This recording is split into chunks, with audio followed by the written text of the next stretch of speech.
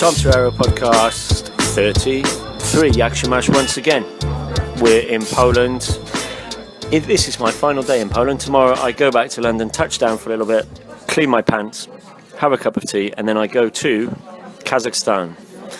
In true Borat style, I'm doing an expedition, a day game recce with a guy called Eddie from Street Attraction. We're going to Kazakhstan to test the waters, to see if our Borat dreams are true or not. So the next podcast I do will probably be with Eddie from Kazakhstan.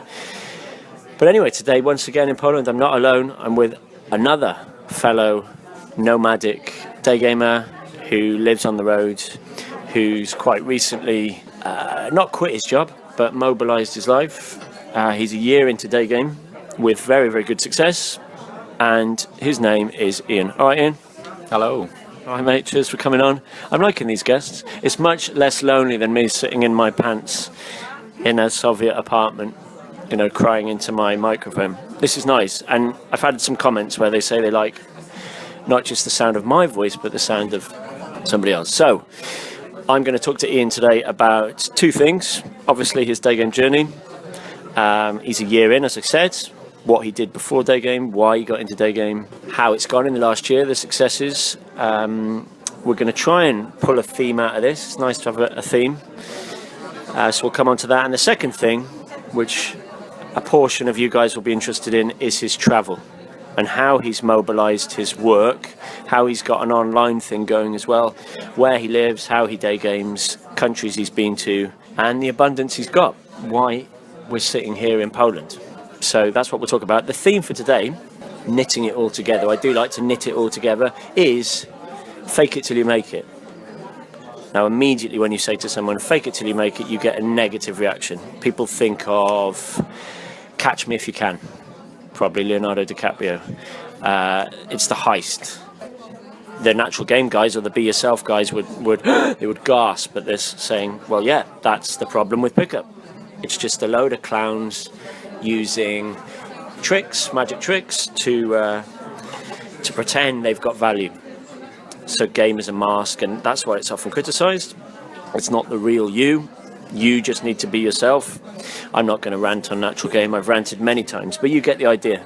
Whereas when I was having a chat with Ian, we were chatting the other day about how really, if you think about it, all game tools and techniques are trying to just replicate the traits of a naturally, quote unquote, for whatever reason, high value guy.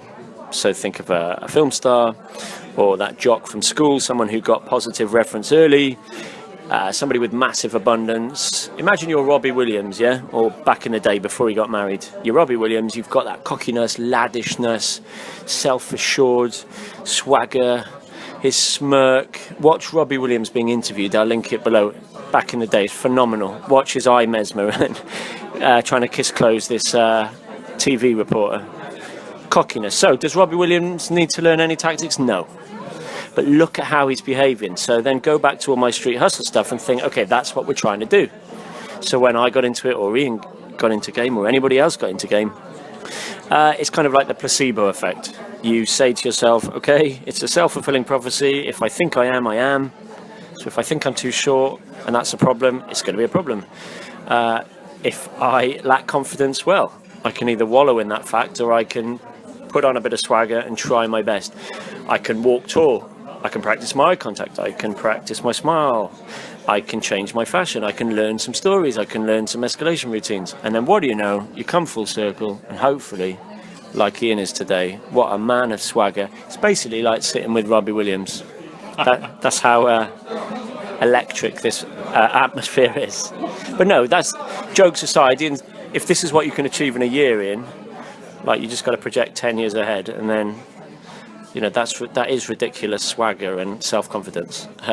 Maybe more than Robbie Williams. Maybe we'll both have egos bigger than Robbie Williams at, what was the big, Nebworth. Do you remember that? Yeah. That was the day he said he thought he was Jesus Christ. Nebworth. That's when he was addicted to Red Bull as well. Anyway, enough about Robbie Williams. Let's talk about Ian. All right, Ian, do you want to say, first of all, about day game? So why you got into day game, what you were doing before, and why you said, fuck this, for a lark, I'm going to change my life. Yeah, okay. So before day game, I was generally meeting girls, or trying to meet girls through things like Facebook, Plenty of Fish, other online crap like that.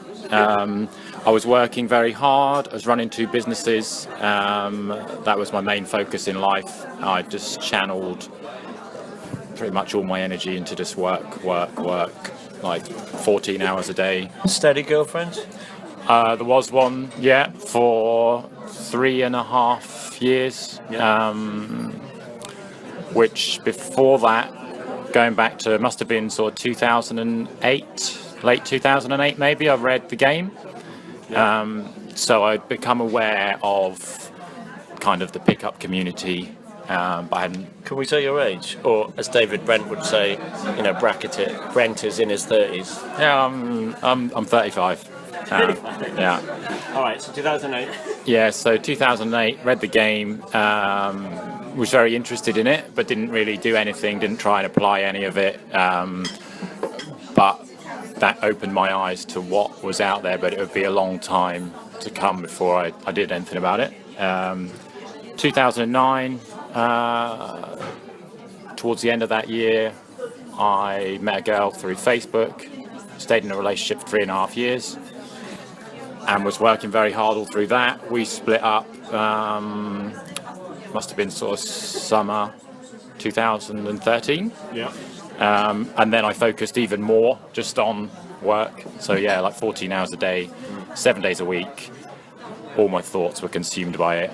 That 2 different businesses, yeah? Yeah, two businesses. One with premises and one online, even then? Yeah, an e-commerce business, yeah. Yeah. Yeah, so that built up to last year, summer. Went on holiday for the first time in 4 years, maybe 5 years. Took a week out, went and laid on a beach, took a book, Tim Ferriss' 4-Hour Work Week. And being out of my normal environment allowed my brain to just chill out a bit. Read that book, gave me time to reflect on what I wanted to do in life, drew up a list of things I wanted to achieve. And very high on that list was to master or try and achieve something through day game, which I.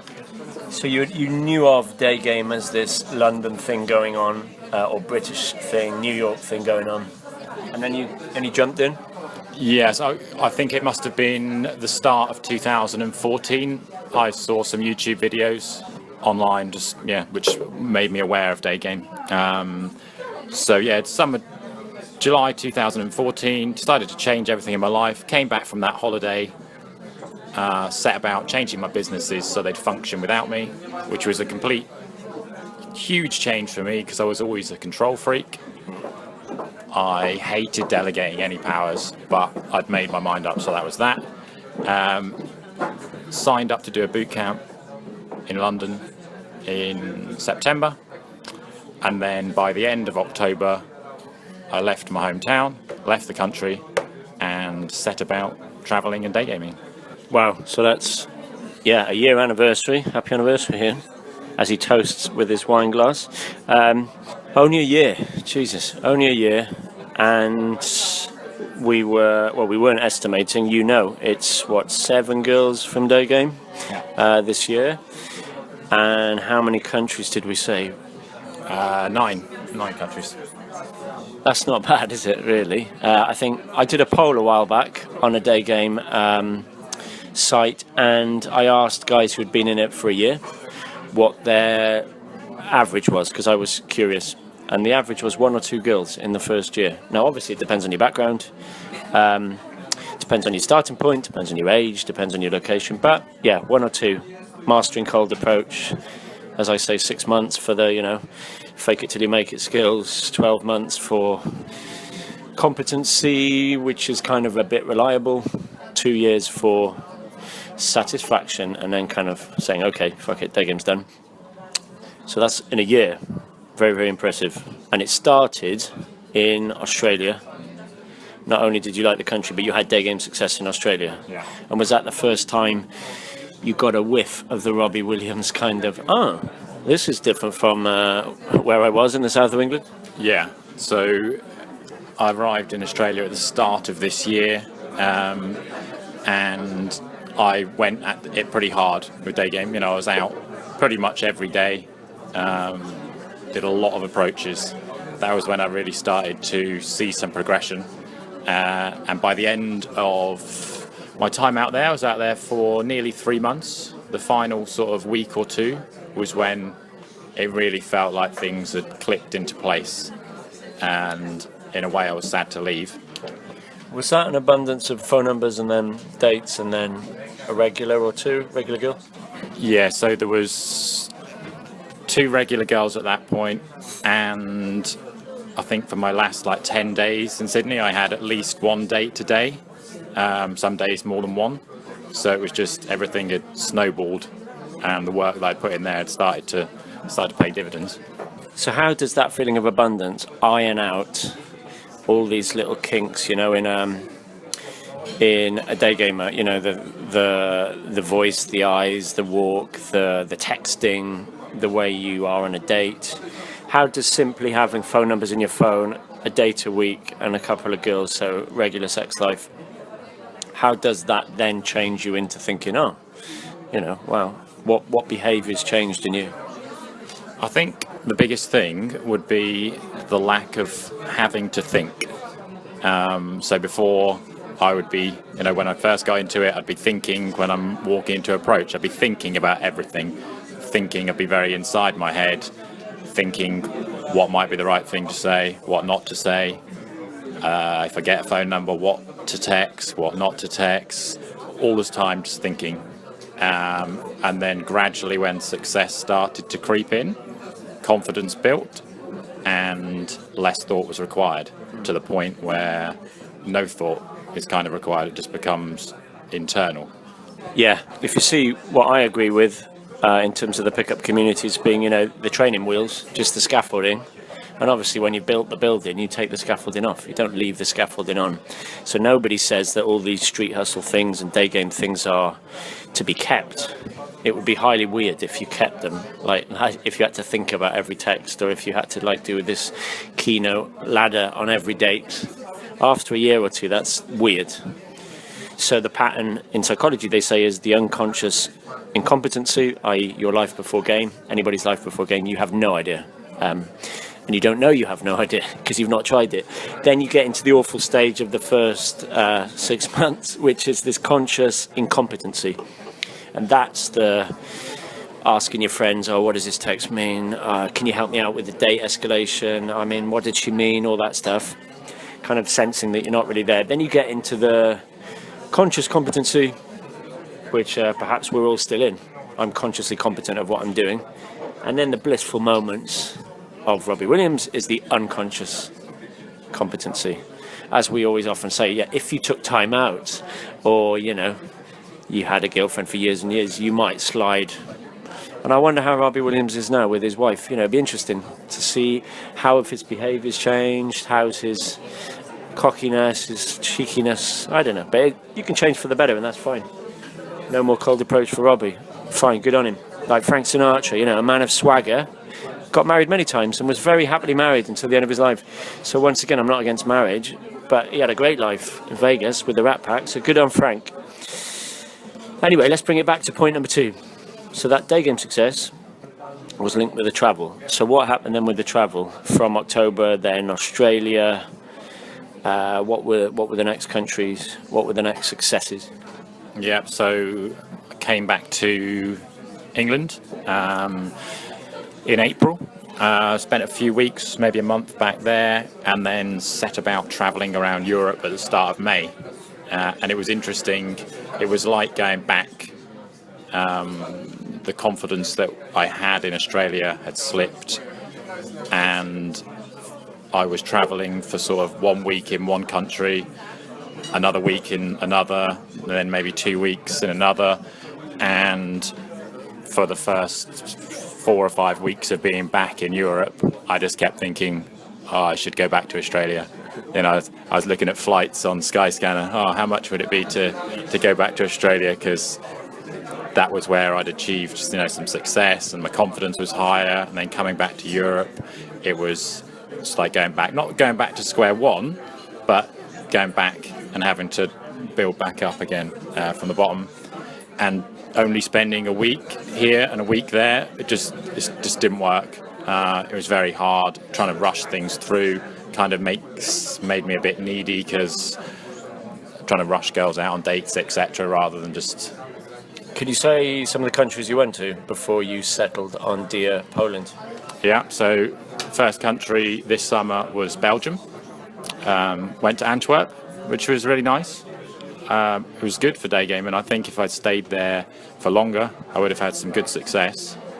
But it's not a huge city, but it was nice. Then I headed into Holland, spent some time in Rotterdam, which I wasn't really a huge fan of. I just wasn't really feeling it. Moved on to Germany, spent 2 weeks in Berlin, which was okay. It was good. Had a few dates, but no real success. And then I came to Poland and fell in love with this beautiful country. And practically, if we're talking about Flowmad, let's talk about the Australian dream versus the Polish dream. Not that there is a Polish dream, with a lot of guys in America and Britain, because weirdly, when you were a teenager, I was a teenager, the dream is to go to Australia, yeah? Everyone was going, half of my mates from school now live in Australia, they're married to Aussies. That was it. Go to Bondi, go to whatever, Brisbane, and that's the sweet life. And yeah, for the beaches and the weather and the awesome country, but the cost of living. The first time I went to Australia, no one had warned me, and I was like, holy shit, a beer's worth more than in London, you know? So now you're in Poland, and we're sitting here having a pre-dinner drink, which is peanuts. We come to this cafe because it's peanuts. You have a very good quality of life here, I know, and you're even thinking about different routes in different places. So do you want to talk about your costings? I mean, very vaguely, very briefly. Australia was quite a surprise to me in terms of costs. Accommodation wasn't cheap by any means, but things like drinks in bars, unbelievable. It made London look cheap some places, and then coming here to Poland, that's one of the reasons that it's such a beautiful country. Cost of living is incredibly low. Got a lovely studio apartment which is peanuts. It's cheaper. I'm spending less now than I did when I was living in England working. My life is, I'm spending less. Friends ask me how I can afford to keep travelling, but I'm spending less money now than I was when I was back home in England. So, it's a classic Tim Ferriss thing, or I talk about it in Flowmad. The people look at your Facebook or whatever, or hear about you going to these countries and assume that you must have retired or hit the jackpot. When you do the maths, go on a website like I think it's Numbeo, or type into Google price comparison, city comparison. Type in your city, whether that's New York or LA or wherever, London, and then you can compare it to any city in the world with a price index. So type in, if you want a surprise, type in Sofia, Bulgaria, Sofia. That's probably the cheapest quote-unquote European city. If you want accommodation, and you'll see the difference. So you're going to save money every day that you're in Sofia and not in London or New York. And then you factor in the girls, and things start, this is interesting, That links to your business then. Because guys are going to say, well, how can you just not quit your job, but how can you mobilise your life? Because you still have a premises, a concrete business in the south of England. Yeah. So how can you be sitting here and doing that?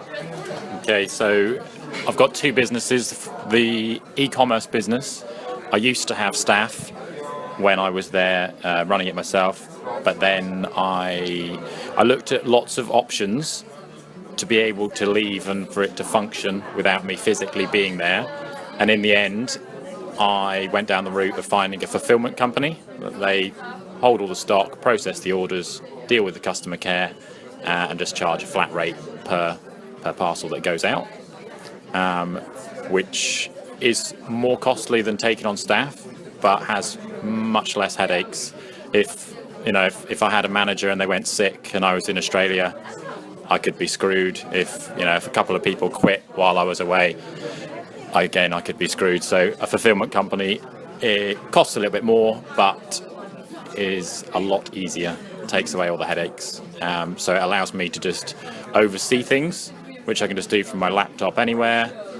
Still deal with some larger customers, suppliers. Just do that myself still, but all the physical stuff is done by them. And my other business, that was kind of more straightforward. Took on a good manager, and that ticks over okay without me at the moment. Touch wood. I see you most mornings in here with your laptop, like me. So what does your day look like? Because obviously, another myth that quitting your job equals happiness. Unlimited free time or day game equals happiness. Both awful myths. Retired men, you only have to look around B&Q to see the happiness of retired men. So you work, don't you? You've just put in the gym again. What's the structure? A bit of structure to your day, yeah? Yeah. So it's an interesting question, actually. So when I first left England, for the first, maybe 3 or 4 months, really pushed the boundaries of how little I could do and things not fall apart. I just needed to kind of cleanse my head from years of just being a complete workaholic. And then after 3 or 4 months, my life started to feel a bit unbalanced. I needed to do some more work just to, because my businesses were starting to slip a bit with me just kind of ignoring them. And B, I needed some balance in my life. Not just going out day gaming all the time. So I needed to do some more work. So now, typical day, wake up, grab some breakfast, head out in the morning. I like to leave my flat. I've got Wi-Fi in the flat, but I can focus a lot easier if I go and sit in a cafe. Some mornings it'll just be an hour, some mornings it'll be 3 hours. But I'll do my work, head back, grab some lunch. Just recently started hitting the gym, which is painful, and then there's always a bit of time in the afternoon for some day game. I've not done that much recently, but I'm still, most days I try and do a few approaches at least. And that brings us 360 very nicely in.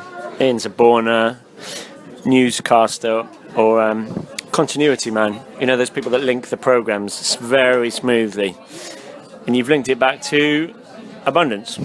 Because I'm doing the silly thing of coming to this part of the world for 5 days or 6 days and then try and do everything quickly and, as you said, burn everything, and it all goes a bit desperate, needy, wrong. And then you leave. Whereas the smart move is obviously revisiting, which is what you do, or you spend a lot of time here.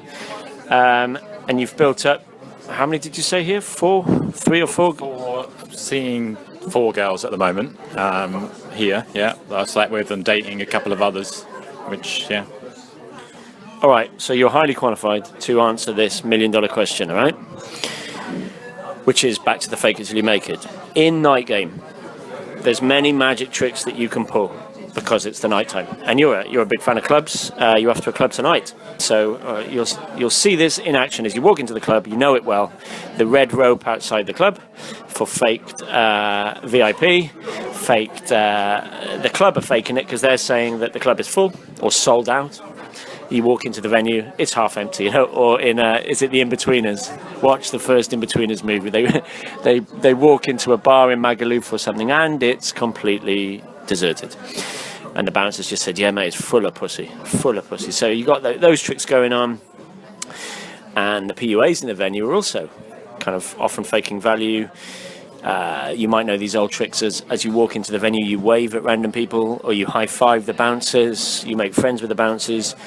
You have some kind of guest list like I used to do. You do entourage and then you try and sleep with some of those girls. That's a common hustle in London. Merging sets. Essential skill if you're a night gamer. You open one, you leave the set, you open another set, and then you bring those 2 girls together and they have no idea how they both know you, but they don't ask usually. And they're on their best behavior. That's merging sets, increasing your value, DHVing. You might have heard of, this is really old school game, an accomplishment intro. Have you ever heard of that, Ian? Yeah. It's mystery method. Yeah. So if I was out with you tonight, you chat to a girl, then you just disappear to the bathroom, and I say, oh wow, isn't Ian such a great guy? I mean, that Hollywood movie he's just done the stunts for, that was ridiculous. Anyway, oh, he's back now. That's an accomplishment. Intro. Mystery went as far as to use fake photographers. I do know a guy in London who does the autograph trick. He says he's a BMX rider. He might be a BMX rider actually, but anyway, he signs autographs. And flash game, I think it's called, where a light bulb goes off, and in a club everyone looks, and they just assume that if you're sitting there with a photographer or a bodyguard, then that's valued. But in the street, on the date, it's totally different. So if you're thinking about raising your value on the street, what would you say if you can look back exactly a year, because it is exactly a year, forgive the ambient noise, gents, but it is, what's the time? It's coming up to 6 o'clock, and this place is buzzing, actually. Mostly women, case closed. Anyway, I hope you can hear me. So yeah, look at yourself a year ago when you were maybe trying to do a lot of these things, like smile, eye contact, speaking louder, changing your fashion, telling some story. And what's the difference between that Ian on the boot camp and now? Yeah, well, there's a huge difference. That Ian was terrified, trying to smile, but probably just looking petrified, thinking everything inside my head. What am I supposed to say? What am I supposed to do? Probably very robotic, but doing my best to convey that I was confident. Probably very badly at the time, and now after a year, like I said before, a lot of the thought has gone out of it. It's still scary. I still have anxiety approaching at times, but it's manageable. It's not at the same level, but it's still there, especially at the start of any day. It's still always there, but it's just the knowledge that nothing bad is going to happen. Yeah, and in a year, if you multiply that by 2 years, 5 years, 10 years, then touch wood, fingers crossed, God bless Poland, wherever you are, the change is going to be ridiculous, I guess. And as we've said with the podcast, interviewing the real Hank Moody, I think 48 years old, my good friend, the real Hank Moody, and a phenomenal day gamer now. So 35, it's looking all right, unless you want to settle down, fine, but you've still got another 10 years in this journey, and I'm fascinated by myself. How's it going to change? How am I going to be? Because I look back at my old videos or my old podcasts or whatever, my old things, and you just go, oh, that's when I was trying to be a pickup artist, or that's when it didn't quite work. Do you know what I mean? Every day it's like, what's going to happen next, yeah? Yeah, completely. If someone had told me a year ago where I'd be now, I wouldn't have believed them. I've changed quite considerably. I'm not a completely different person, but I'm a much more confident version of the person I used to be, which has changed me in many ways, not just in the field of meeting girls. I'm a more confident person in general. It's much broader than just the girls. Yeah, and hopefully it's 360 in that you eventually, quote unquote, become yourself. You are yourself. And then you can look in the mirror and say, well, yeah, I am being myself. I always had it in me. There's that famous Robert Browning quote, a man's reach should exceed his grasp. So by kind of overreaching, that cheesy thing of reaching for the stars or whatever, or the moon, you go way beyond what you thought you were. There's a debate whether that was inside you all along. Did you learn something? Did you need the training wheels? Did you need the scaffolding? That's all for debate. But the advice, if I had seen you a year ago and gone, mate, you're fine. You're absolutely fine. It's all in your head, right? You just be Ian, find the Ian, and just go for it, man. I can see why that's very confusing to some guys. So, yeah, if I tried to go down that route, it would have been a disaster. I needed that framework to follow, the model, and that's helped me no end. I don't follow it to the letter like I used to, but it sent me in the direction that gave me the confidence to build. Yeah.